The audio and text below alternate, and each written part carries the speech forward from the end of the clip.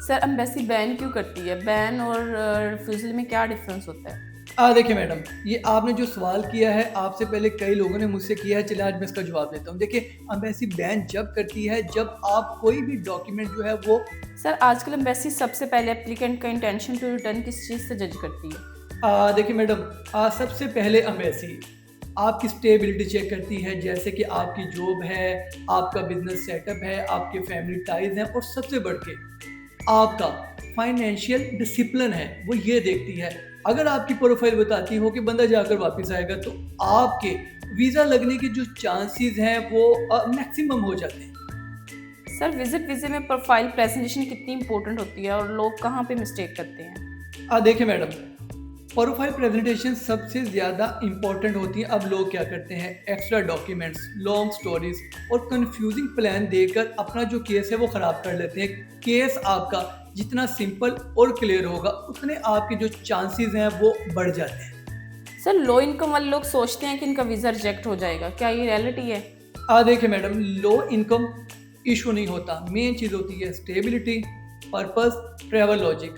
अगर आपका plan realistic हो, आपका फाइनेंशियल पैटर्न स्टेबल हो, तो लो प्रोफाइल वाले लोग भी चल जाते हैं। सर विज़िट वीज़े में सबसे डेंजरस जो मिस्टेक होती है, जो लोग स्ट्रॉन्ग प्रोफ़ाइल वाले लोग भी कर देते हैं, वो कौन-सी है? देखिए मैडम, यहाँ पे सबसे बड़ा मसला होता है फेक डॉक्यूमेंट्स का, जैसे कि fake hotel booking, fake reservation, fake itinerary, fake NOC और फेक लीव लेटर।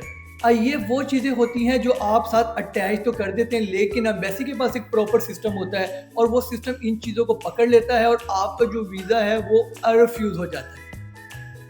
सर क्या स्ट्रॉन्ग बैंक स्टेटमेंट का मतलब वीज़ा कन्फर्म होता है? नहीं मैडम, देखें, स्ट्रॉन्ग बैंक स्टेटमेंट एक फैक्टर होता है। वीज़ा ऑफिसर जिन चीज़ों पे गौर करता है वो होती है आपका financial pattern, purpose clarity, family ties, आपकी जॉब, ओवरऑल आपकी प्रोफाइल। उसको देखने के बाद वो डिसाइड करता है कि आपको वीज़ा देना है या नहीं देना।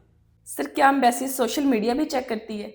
देखिए मैडम, डायरेक्टली तो नहीं चेक करती। अगर आपके डॉक्यूमेंट्स और ऑनलाइन एक्टिविटी मैच ना करें, जैसे कि fake business pages, fake business registration, तो एम्बेसी को जो है रेड फ्लैग मिल जाता है और वो आपको फौरी तौर पे बैन कर देती है। सर एम्बेसी बैन क्यों करती है? बैन और रिफ्यूज़ल में क्या डिफ़रेंस होता है?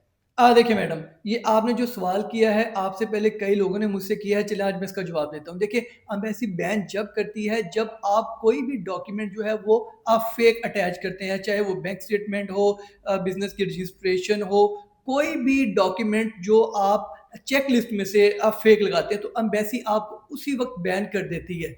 और दूसरी बात है कि रिफ्यूज़ल, देखिए, अगर आपके डॉक्यूमेंट्स ठीक हों, देखिए एम्बेसी के पास एक प्रॉपर सिस्टम है।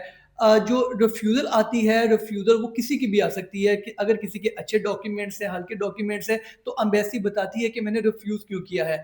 अब ये 2 चीज़ें आ गई हैं, आपको मैंने बैन और रिफ्यूज़ल दोनों का बता दिया है। फेक डॉक्यूमेंट्स लगाएँगे तो आपको एम्बेसी बैन कर देगी। अगर आपके डॉक्यूमेंट्स ओरिजिनल हैं, ठीक है?